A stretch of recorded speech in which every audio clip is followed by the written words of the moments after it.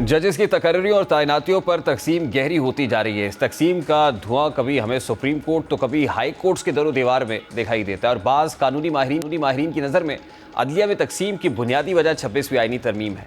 इन तरमीम पर supreme court और हाई कोर्ट्स के जजेस तो सवाल उठा ही रहे हैं। इसके साथ अपोजिशन जमातें खासतौर पर PTI अदलिया से मुतालबा कर रही है कि इन तरमीम के खिलाफ केस की समाअत को जल्द से जल्द लगाया जाए। बाज़ कानूनी माहिरीन की नज़र में जब तक इन तरामीम पर फैसला नहीं हो जाता तब तक अदलिया का हाउस इन ऑर्डर नहीं रहेगा। अब जैसा कि इस्लामाबाद हाई कोर्ट में जस्टिस सरफराज डोगर बतौर कायम मकाम चीफ जस्टिस जिम्मेदारी संभाल चुके हैं और उनकी इस तकर्री पर इस्लामाबाद हाई कोर्ट के 5 जजेस ने ख़त के ज़रिए अपने तहफ़्फ़ुज़ात का इजहार किया है। लेकिन इसके बावजूद चीफ जस्टिस याया अफरीदी ने सरफराज डोगर को इस्लामाबाद हाई कोर्ट का कायम मकाम चीफ जस्टिस बनाया, जिसके बाद चहमुगोइयाँ होने लगी कि इस्लामाबाद हाई कोर्ट के कायम मकाम चीफ जस्टिस और वो जजेस जिन्होंने इस तकर्री के खिलाफ ख़त लिखा वो एक दूसरे के मद्दे मुकाबिल आ जाएंगे। अब यही वजह है कि इस तासुर को ज़ाइल करने के लिए इस्लामाबाद हाई कोर्ट के ज़राए की जानिब से एक वजाहत जारी हुई। इस जारी करदा वजाहत के मुताबिक सीनियरिटी इशू पर ख़त लिखने वाले 5 जजेस से कोई तनाज़ा नहीं है।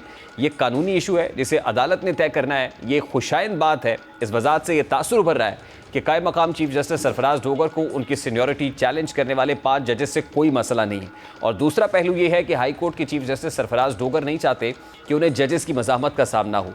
बहरहाल ये तो आने वाला वक्त तय करेगा कि 5 जजेस से उनके बेहतर वर्किंग रिलेशनशिप, कॉर्डियल रिलेशनशिप और अंडरस्टैंडिंग डेवलप होती है या नहीं। दूसरी जानिब आज सिविलियंस के मिलिट्री ट्रायल केस में आर्टिकल 63A के फैसले से मुतालिक बैरिस्टर चौधरी एतजाज़ एहसन और सलमान अकरम राजा में मिसअंडरस्टैंडिंग पैदा हुई, जिसको एतजाज़ एहसन ने दूर करने की कोशिश की। इसके साथ आज समाअत में सोशल मीडिया के किरदार से मुतालिक जज साहब अपनी आरा का इजहार करते भी दिखाई दिए।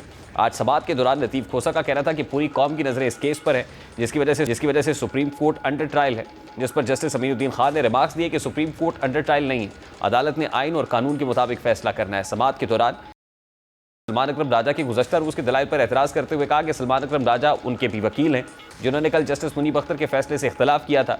एतजाज़ एहसन के मुताबिक उन्होंने सलमान अकरम राजा को ऐसी कोई हिदायत नहीं दी थी और वो खुद जस्टिस मुनीब अख्तर के फैसले से मुकम्मल इत्तफाक करते हैं, जिस पर जस्टिस मोहम्मद अली मज़हर बोले एतराज़ शायद सिर्फ आर्टिकल 63A वाले फैसले के हवाले पर है। इस मौके पर सलमान अकरम राजा ने वजाहत की कि उन्होंने जस्टिस मुनीब अख्तर के फैसले के सिर्फ एक पैराग्राफ से इख्तलाफ किया था। कुल दलाइल जो है वो जुनैद की जानिब से दिए गए और उन पर जो है वो कहते हैं मैं कायम हूँ। जस्टिस नईम अख्तर अफगान से मुकालमा करते हुए सलमान अकरम राजा का कहना था कि आपके सवाल को सुर्खियों में रखा गया है कि आलमी कवानीन में सिविलियंस के कोर्ट मार्शल की ममानियत नहीं है। मीडिया में तासुर दिया गया जैसे पता नहीं मैंने क्या बोल दिया। जस्टिस नईम अख्तर अफगान का मौक़िफ़ था कि जो सवाल पूछा गया वो सबके सामने है। सोशल मीडिया ना देखा करे, हम भी नहीं देखते। सोशल मीडिया को देखकर ना असर लेना है ना मुतासिर होकर फैसले करने हैं। जस्टिस जमाल खान मंदुखेल ने मीडिया को भी रिपोर्टिंग में एहतियात बरतने का मशवरा दिया, जबकि जस्टिस मुसरत हिलाली का कहना था कि उनके खिलाफ बहुत खबरें लगती हैं जिस पर जवाब देने का दिल चाहता है लेकिन उनका मनसब जवाब देने की इजाज़त नहीं देता।